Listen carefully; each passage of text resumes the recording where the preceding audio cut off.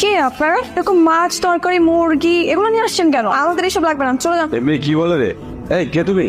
আমি অহনা। তুমিও না? হ্যাঁ। আস্তাগফিরুল্লাহ। তুমি এই মেয়ের সাথে আমার বিয়ে ঠিক করছো? এবার তো কিছু ঠিক নাই। ওর ছেঁড়া প্যান্ট পরছে, গেঞ্জি পরছে। না না না, এই মেয়েকে আমার পছন্দ হয় না। ভাই এসে তো আমার গ্রামে লতায় শুকিও। কি আছে? আরে আপনারা চলে এসেছেন, আসেন আসেন বসেন। রাখেন আপনার বসা বসে। আমরা এখানে পাত্রী দেখতে আসছি, কোনো সার্কাসের জোকার না। কি সব প্যান্ট গেঞ্জি পরছে? এমন মেয়ে তো আমার বাপের জন্যও দেখি নাই। হ্যাঁ চলে যান, আপনাদের না পাঁচশো দেখতেও হবে না। আপনার মধ্যে এরকম খ্যাত লাউ পোমরা পাঁচশো আমিও জীবনে দেখি নাই। পানি কন্ট্রোল।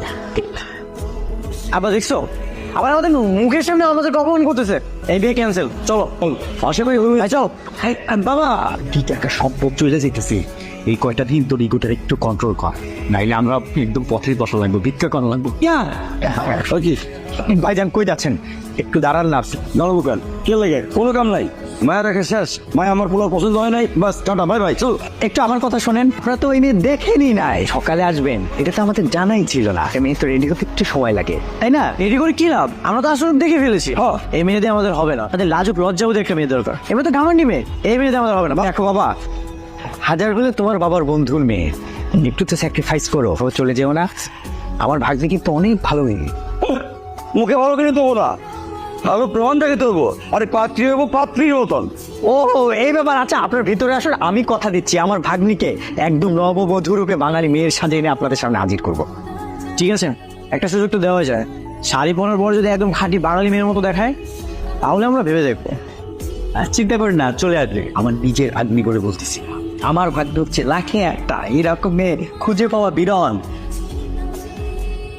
আয় বাবা আয় আয়, বস বস বস। দেখিন, মেয়ে তো আমার আব্বারে সালামই দিল না। আপনি সবাইকে একটা জোরে সালাম দাও তো। আসসালামু আলাইকুম। ওয়ালাইকুম আসসালাম। এখন আপনাদের যা যা প্রশ্ন আছে জিজ্ঞেস করেন। ঠিক আছে। আচ্ছা বাবা, বলো তো তোমার পুরো নামটা কি? আতিয়া জাহান অহনা। মাশাআল্লাহ, খুব সুন্দর নাম। তার লেখাপড়া কত করছো? আব্বা লেখাপড়াতে কি হবো? বিয়ের পরে চাকরি করবো নাকি? জিজ্ঞাসা করো, রান্না বান্না জানে নাকি? ছেলে তো কাজে লাগবে। কেন? আমি কি আপনার বাসায় কাজের বউ হয়ে যাবো নাকি যে রান্না বান্না করতে হবে? অবশ্যই, তুমি তো আমাদের বাড়িতে গৃহবধূ হয়ে যাবে।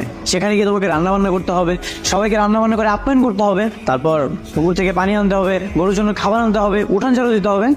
একটা গ্রামের গৃহবধূ যা যা করে ঠিক তাই তো তোমাকে করতে হবে। হ্যাঁ হ্যাঁ, আমার মেয়ে সব করতে পারবে। আগে তো ভালো ভালো বিয়েটা হোক। হ্যাঁ, আর বিয়েটা তো হোক। ঠিক আছে। গান জানো? গলায় সুর আছে? না, আমি গান জানি না। হ্যাঁ আব্বা, এদিকে গান জানে না। আমি কত আশা নিয়েছিলাম, বারান্দায় বসে আমি ভাত খাবো, আমার বউ আমার বাতাস করবো আর গান